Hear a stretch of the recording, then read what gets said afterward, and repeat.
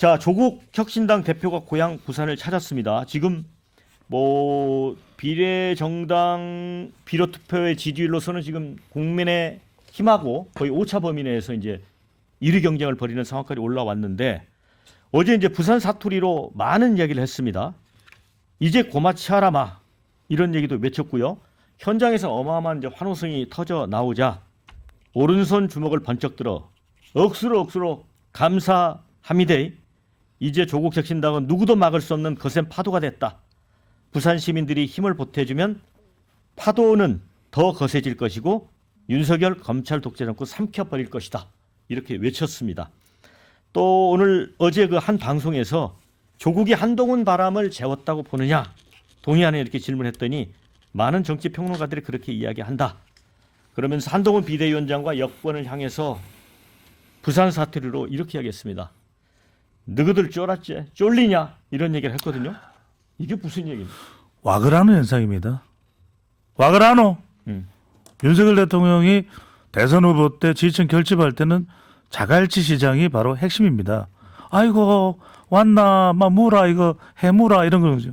그런데 또 그 이후에는 한동훈 위원장이 오니까 아이고 동훈이 왔나 무라 해무라 이랬단 말이거든요. 네. 그런데 이도 저도 뭐 제대로 작동 안 하고 부산에 뭔가 이런 민심에 대한 부분이 반영이 안 되다 보니까 지금은 오히려 조국 대표가 가니까 조국 대표가 또 부산에서 고등학교 출신 아닙니까? 원래 이제 고향은 경남 진해일 거예요. 지금은 이제 창원으로 통합이 됐는데 그러니까 이제 조국 대표가 한때는 미움을 많이 받았죠. 문재인 정부에서 법무장관하고 민정수석 자 먹고 막 부산도 아니다 이랬는데 지금은 자갈치 시장 가면 아이고 마음이 짠하다 무라 해무라 이런 지금 한국갤럽에서 더불어민주당 부산 23%, 국민의힘 43%, 조국혁신당 10%입니다. 개혁신당 1%, 녹색정의당 1%, 자유통일당 1%, 조국혁신당 10%, 원영섭 전 미디어 단장님 부산 이렇게 된 거죠. 부산이 정말 여론이 조국 신당이 많이 떴습니까? 많이 떴습니다. 그리고 어허. 그 이재명 헬리콥터 전원권하고 1992 티셔츠까지만 하더라도 굉장히 부산의 분위기가 좋았다가 뭐 최근에 이제 뭐 공천 과정에서의 잡음 그리고 또 하나는 이제 조국에 대한 그런 조국 대표에 대한 마크업을 제대로 못하는 것 같아요. 그러니까 조국 대표는 정권 심판론이라고 한다면 윤석열 대통령하고 맞상대를 해야 되는데 그게 아니라 한동훈 위원장하고 맞상대를 해요. 이게 좀 그렇죠. 특이하긴 한데 원래 그 집권 여당의 당 대표를 공격하는 게 야당의 정권 심판론에서는 좀 특이한 현상인데 그걸 하고 있는데 그게 먹히고 있는 거예요. 그러니까 한동훈 특검법이잖아요. 1호 법안이. 네. 한동훈하고 나하고 싸우겠다라는 걸 하는 거고 그리고 어디 유튜브 가가지고는 한동훈하고 1대1 토론을 하겠다라고 이야기를 하고 있어요.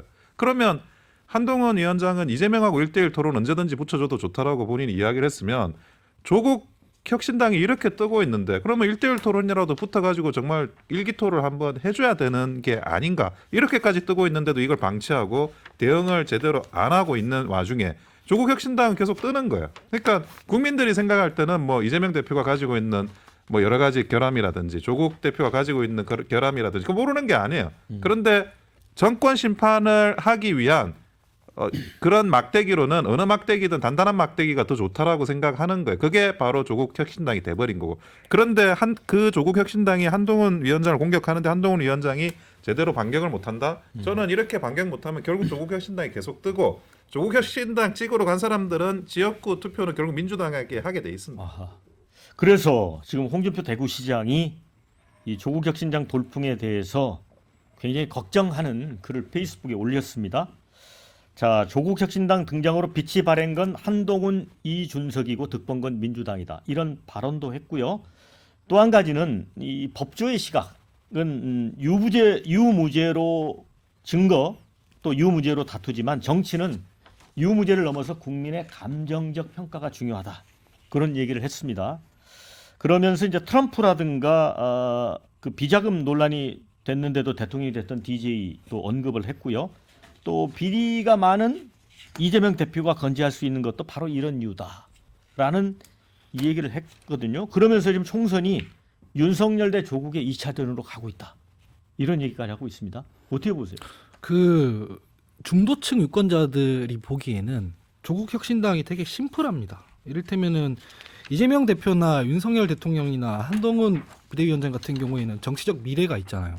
이를테면은 민주당을 선택해서 국민의힘을 심판하곤 싶은데 그러면 이재명 대표를 싫어하는 사람 입장에서는 이재명 대표가 마치 정치적으로 더 미래를 우리가 보장시켜 주는 것 같고 반대의 경우로 좀 민주당을 심판하고 국민의힘을 찍어주고 싶은 사람들은 나는 한동훈 비대위원장 이기게 하기도 싫은데 이렇게 생각하는 사람들이 중도 유권자에는 많이 있습니다. 아까 배종찬 소장님께서 말씀하셨듯이 야당 심판론, 여당 심판론 다 작동하고 있는 상황에서는 둘이 어느 한쪽을 찍어주기 싫어요. 근데 조국 혁신당 같은 경우에는 그 당이 개인 방탄이나 뭐 수호를 위해서 동원될 일도 사실 없고 이제 대법원 판결만 남겨두고 있기 때문에 조국 혁신당이 총선에서 원내 진입한다고 해서 조국 뭐 대표가 대선 주자가 되거나 이럴 일이 없다고 판단을 하는 거예요. 되게 심플하게 그냥 정권 심판에만 작동할 수 있기 때문에 이쪽으로 많이 몰리는 경향이 있는 거거든요. 그래서 저는 결국 조국 혁신당의 돌풍이라는 거는 양당이 너무 엉망진창으로 하기 때문에 생기는 반사이익이다 이렇게 보면 저는 이 지표상으로 보면 깜짝깜짝 놀랄 일이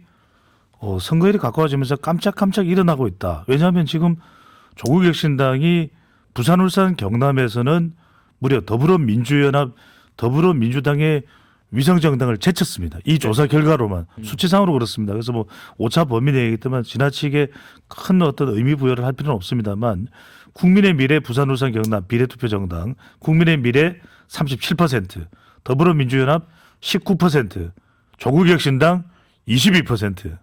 그런데 더 깜짝 놀랄 일은 비례투표 정당이긴 하지만 연령대로 보면 화들짝 놀랄 일이었습니다.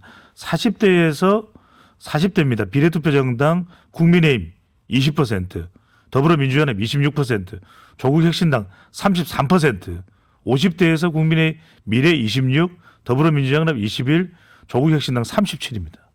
그러니까 50대에서 갤럽 기준으로 지금 비례투표 정당에 가장 많이 지지를 받는 정당이 조국당이에요. 자, 그런데 지금 부산 민심 여론조사를 보면 연제구 같은 경우에 김희정 전 의원이 국힘의 김희정 후보가 진보당 후보에게 좀 밀리고 있습니다. 47대 38 큰 격차인데 이 노정현 후보가 민주당 후보와 단일화를 하긴 했지만 이거 보면 사실 이 돌풍이 아니라 이제 폭풍으로 오는 것 같은데 그러면 아까 원영섭 반장이 그 얘기했잖아요. 한동훈이 이 조국에 한번 당당히 맞서라 그랬는데 평론가님이 보시기에는 이게 전략상 맞는 걸까요? 글쎄요. 제가 보기에는 지금 뭐 국민의힘은 정말로 특단의 대책이 없는 한은 반전 모멘텀을 만들기 어려울 것이다. 네. 그야말로 한동훈 위원장이 이준석 대표 손잡고 네. 함께 그 통합 선대위를 꾸려서 선거 운동을 해도 이길 동 말동이다. 뭐 그렇게 될 리도 없지만. 예, 그렇게 좀 생각을 하고 그런 정도 위기감을 갖고 대응을 하지 않으면 이제 안 되는 이제 그런 그 상황인 것 같고요. 뭐 이 특정인 조국이 뜨니까 조국을 그럼 잡기 위해서 뭔가 조치를 취해야 된다. 이런 관점에서 접근할 게 아니고 그러니까 여당이기 때문에 잘할 수 있는 그런 장점들을 최대한 이제 하면서 사실은 해야 될 도리를 하면 되는 거고 한동훈 위원장 지금이라도 제가 보건대는 차별화를 해라. 윤석열 대통령에게 탈당을 요구하든지 그런 그 카드를 꺼내 들어서라도 하지 않으면 아마 만회하기가 어려울 거다. 이렇게 좀 생각합니다. 네. 자, 댓글에 그런 게 있습니다. 그냥 너희들 쫄았지 이걸로 끝인 듯 합니다. 이런 의견이 있고 정치 안 하고 조국만 잡아 족치더니 나라꼴이 이렇게 됐습니다. 그런 의견도 있고요. 조국 대표는 윤석열 대통령이 키워줬다. 이런 글이 있습니다. 그러니까 아까도 말씀드렸지만은 뭐 여러 가지 조사를 보면 이재명 대표랑 윤석열 대통령이랑 비호감도가 비슷비슷하거든요. 국민들 눈에는. 근데 어쨌든 이재명 대표 민주당이 이기면 이재명 대표가 대권 가도록 간다라고 했을 때 그 이재명 대표를 비호감을 가진 사람들 입장에서는 싫단 말이죠. 반대로 국민의힘이 이겨서 한동훈 위원장이 대권 가도록 가는 것도 싫다 이런 생각인 건데 조국 혁신당으로 정권 심판을 한다고 해서 조국 대표가 대권 가도록 간다고 생각 안 하기 때문에 부담 없이 찍는 게 있고 첫 번째 그렇고 두 번째는 그 한동훈 비대위원장이나 윤석열 대통령이 조국 장관이나 뭐 누구랑 안 싸워서 지금 지지율이 이렇게 뭐 돼 있고 정권 심판 여론이 높은 게 아니에요. 이를테면 이종섭 대사건 이런 문제들 있지 않습니까? 국민들이 말하는 여당 혹은 집권 세력으로서의 태도 이런 거 똑바로 안 해가지고 그런 거거든요. 이거는 그대로 방치해 두는데 조국 뭐 대표랑 싸우면은 지지율이 달라질 것인가? 전혀 그렇지 않다는 거죠. 그러니까 국민들이 지금 요구하는 것을 충실히 이행해야 이게 해결이 되는 문제다라고 생각합니다. 네, 저희가 반론도 해줘야 되기 때문에 이런 글도 있습니다. 조국은 윤통이 키워진 게 아니라 이재명의 민주당이 키워진 겁니다. 이런 의견도 있습니다. 예, 제가 한 가지만 좀 설명드리면 그 부산에서 대통령이 3명이 배출이 됐습니다. 김영삼 대통령, 노무현 네. 대통령, 문재인 대통령. 그래서 부산에서는 대권 주자급으로 올라설 수 있는 사람이라고 하면 어느 정도 쏠림 현상이 발생을 해요. 그런데 아까 대권 주자가 아니라고 지금 생각을 하시지만 부산에서는 조국 정도 되는 사람이면 대권 또 그게 지금이든 다 차기든 노려볼 수 있는 사람이 아니냐라는 생각이 들고 그러면 밴드웨건이 일어나는 거고 지금의 이 PK 밴드웨건은 그래서 발생하는 거고 조국도 그거를 노려가지고 여러 가지 전략을 두고 있다 그렇게 봅니다. 아까 이제 말씀하셨던 이재명 대표로 인해서 조국 대표가 부각되고 있다. 이거는 철저하게 맞는 이야기입니다. 왜냐하면 호남에서 오히려 이재명 심판적 성격이 조국 혁신당으로 몰려가고 있다. 이건 분명히 지금도 이재명 대표가 부담을 느끼고 있지 않습니까? 그래서 이재명 대표실에서 조국 혁신당 지지율이 높다. 그게 대해서 약간 발끈하면서 격앙된 분위기로 나오는 게 바로 그런 이유거든요. 자, 그래서 지금 국민의힘의 돌파구는 2개밖에 없다. 하나는 바로 조국 대표에 대해서 1대1 맞토론을 해가지고 한동훈 위원장이 어느 쪽에 유권자들이 과연 판단이 중도층이 또 수도권이 2030 MZ세대가 갈 수 있는지를 판단시킬 수 있는 그런 게 좋을 거고 두 번째는 뭐냐면 윤석열 대통령과는 아주 처절한 철저한 차별화가 필요할 것 같아요. 남아있는 19일 동안 이걸 얼마나 강도 높게 하느냐. 사람들이 유권자들이 국민의힘을 찍는다면은 한동훈 위원장을 보고 찍는 정도의 수준이 되게끔 그것 때문에 찍는다. 난 네. 다른 이유 없다. 그게 지금 유일한 돌파구로 보입니다. 네, 그 조국 전 장관이 그 2심에서 2년 그 선고 받고 비법률적 방식으로 명예회복하겠다고 했을 때 정당을 만들겠다고 예상을 했지만 이렇게까지 되리라고 예상은 안 하셨죠? 그렇죠. 네. 그리고 사실은 저는 지금도 조국 혁신당에는 별로 이렇게 찬성하지 않습니다. 그러니까 아무리 지금 뭐 윤석열 대통령이 이제 미끼로서니 그 대안으로 조국을 띄운다? 이건 저 개인적으로는 사실은 좀 용납하기 좀 어려운 그런 부분입니다. 네.